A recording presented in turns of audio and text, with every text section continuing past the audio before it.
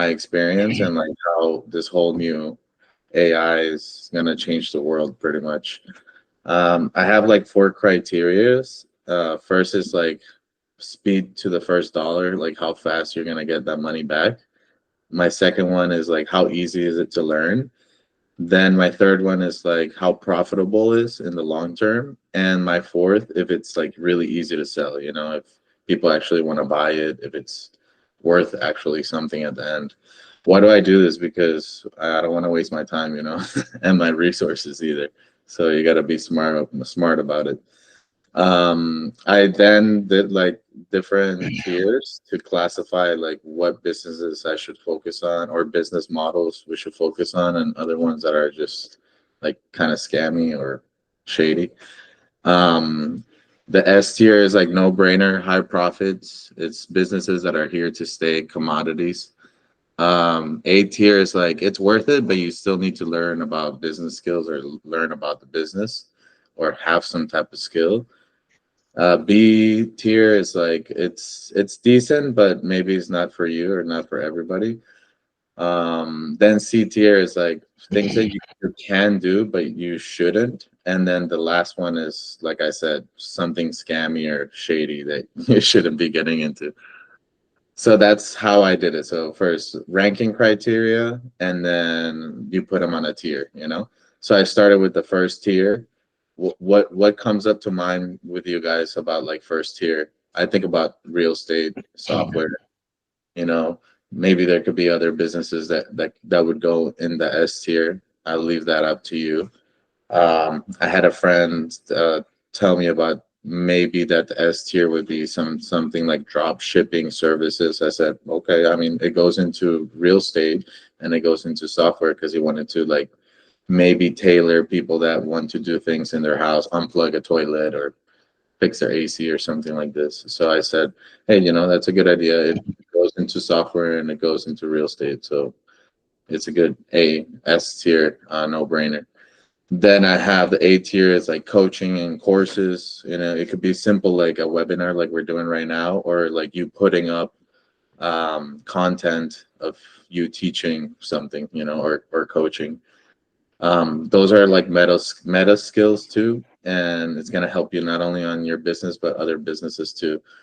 AI automation, like we're talking about right now, trending high profit, vending machines. A lot of people don't really believe in vending machines, but I think it's worth it if you know how to fix them, you're gonna be doing great. But if you don't know how to fix the vending machine, you're gonna spend up all your profits.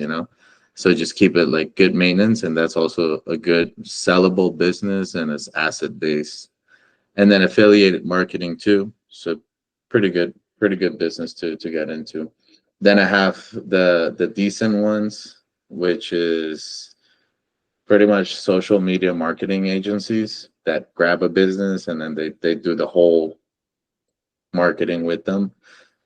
I think that's stronger than paid ads because it just brings a bigger package with it. But all of that is being disturbed by AI, web design, also YouTube and all that. It's all getting disturbed by AI. So you're going to be seeing it's like a decent business, but at the end of the day, it may not be so profitable. YouTube is good. It's slow to scale, but you have a huge upside. So like Mr. Beast, it took him like 5 years to get famous and then freaking blown up like a major celebrity. So also YouTube is good. It takes a long time, but it can get you a lot of money at the end of the day. And then we got things that it's kind of like should you or you shouldn't. Drop shipping. I believe everybody that's selling like doing drop shipping is just selling courses to people that are selling courses for drop shipping. It's like it's for me ghostwriting. It's like you're getting somebody else to write for you. Like that's not scalable. You can make quick money, but you're not gonna scale it. And then day trading too. It's like it's high risk, but you don't. What are you gonna sell your portfolio? You just got to sell it back to who you bought it from. And then virtual agents, all that is being replaced by AI, and it's very low margin because a lot of people from out of the countries are doing all of that. So it's hard to compete. And then print on demand, it's like it's a market is very saturated. So and it's hard to scale it. It's very easy to start it though. And then I got the scammy weird NFT crypto stuff. I mean, out of 1,000 that there are, half of them are all scams. So you got to be careful, especially with the NFTs. You know, like people are paying $100,000 for an NFT where I could just click, copy, paste your image, and I have it too. Like, how stupid is that? And then network marketing too. You got to be very careful with it. If people are not selling a product or a service behind it, also people that are selling are being like salespeople. If they don't comply, they usually get either banned or sued by their own companies. So it's pretty funny. There's a lot of like legal risk and a lot of bad actors in that those industries. And then controversial ones are like franchises, things that are profitable, but if you don't have control of your product, like you don't really got control of the business. So it's better to sell franchises than to actually buy them. Usually, a lot of people think that McDonald's are like just McDonald's. No, they're people that actually buy a franchise and Yeah, then they make they money out of that. hmm Then meta skills that we have to learn a lot. I didn't really think about this, but if you go on ChatGPT or Gemini and you search meta skills for copyright, there's a bunch of cool stuff that you can do with copywriting. I think that's a future. I think with AI and this whole thing, if you can get into copywriting, dude, it's a big thing. Paid ads, like I said again, everything's gonna be paid ads. Everything's gonna be directed to the person. Like Facebook, Instagram, they all already know where you're gonna want in the future, literally, and they all know what you're thinking. What's your next step? They already do. Yeah, it's They already insane. do. Yeah. AI automation, if messing around with automating emails, automating alerts, IoT sensors, all that stuff is going to be a boom. And communication, you know, like doing videos, uploading them to YouTube, sending webinars, sending different type of communication and recording. All that is going to be gold. Like content creation, all that is going to be really, really gold.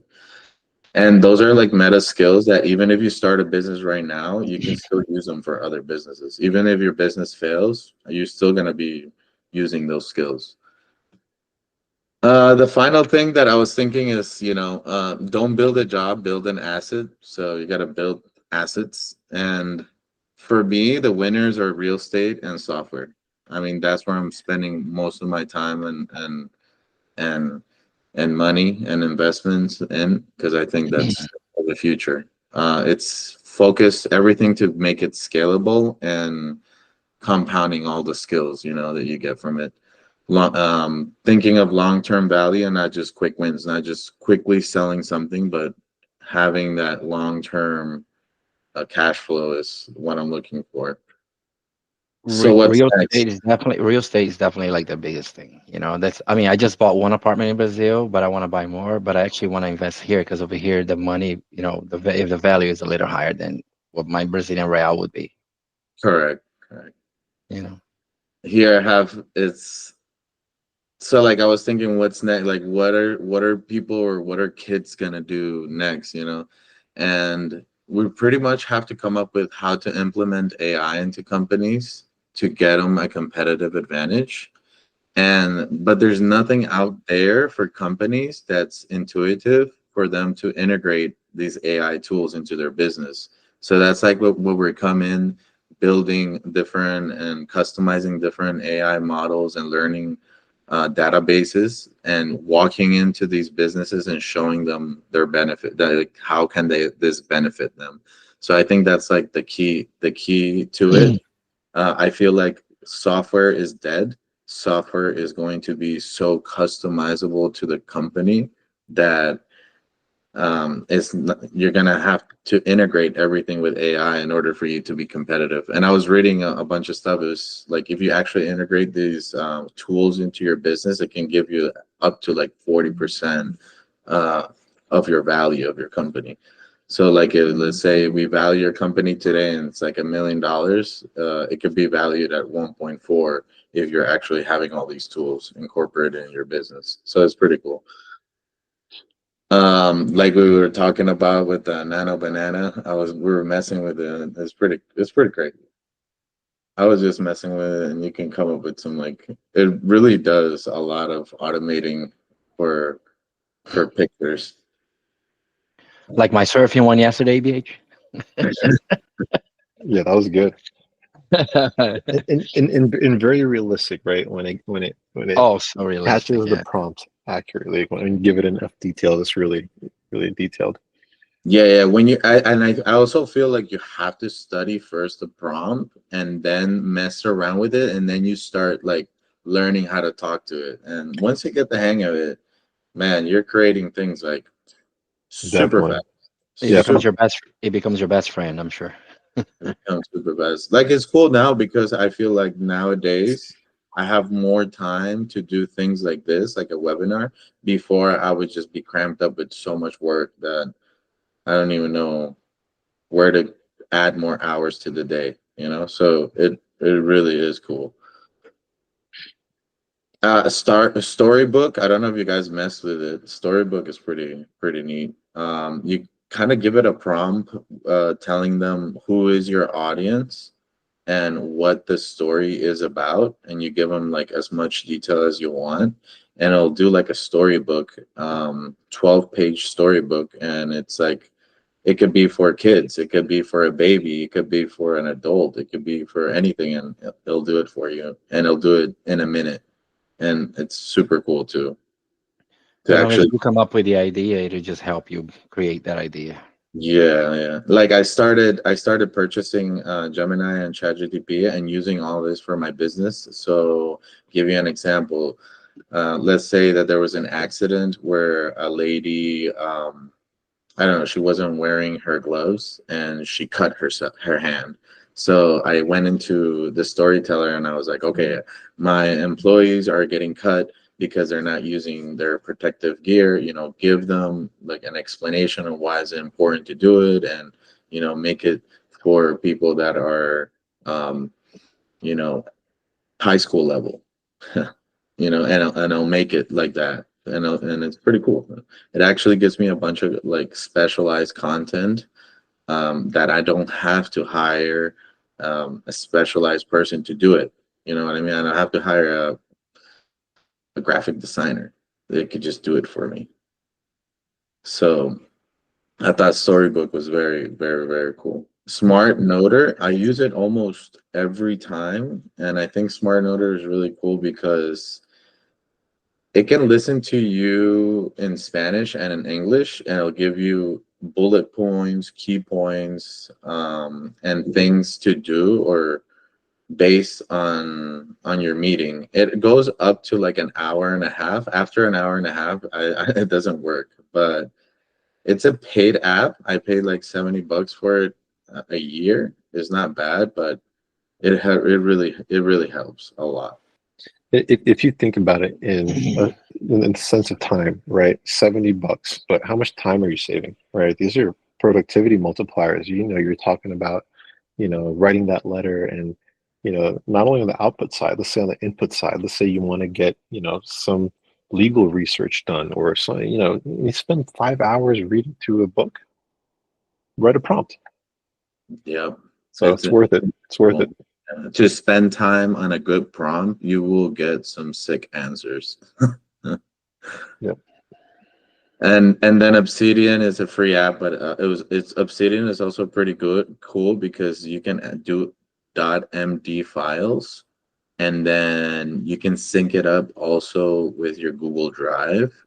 So what I've been doing a lot is I've been like organizing, instead of organizing, I don't know, 800 gigabytes of documents from my company. And I was like, that's going to take me weeks. And I'm going to even have to use some tools to organize all this information. I said, you know, I'm going to put this in the vault, and then I'm just going to create these folders, and I'm just going to use empty files and folders to start organizing everything in there. And that's what I've been doing and using Obsidian to do it. And I think it's a good transition for you to start like organizing a bunch of big data.